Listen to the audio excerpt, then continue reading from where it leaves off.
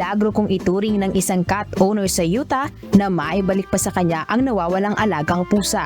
Abril nang mapansin ni Kerry Clark na wala sa kanilang bahay ang 6 na taong American Shorthair na si Galina.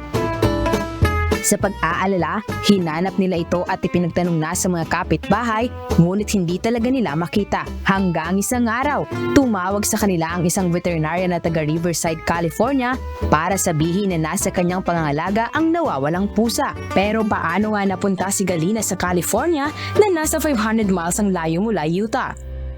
Duda ni Kerry, pumasok ito sa ine-empaking kahon ng kaniyang asawa at hindi na napansin hanggang sa isinara, selyuhan at i-email.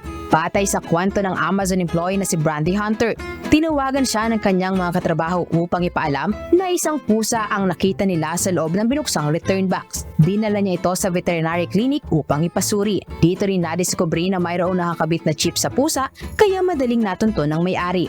Nang makatanggap ng mensahe tungkol kay Galina, hindi na nag-aksaya pa ng oras si Kerry at asawa nito at agad lumipad patungong California. Hi. Oh my gosh. Here, baby. Get some mommy. Look at. Look at baby. Hi. Hi, my baby. It's okay, baby girl. It's okay. Bukod sa mild dehydration, wala na itong tinamong serious health issues.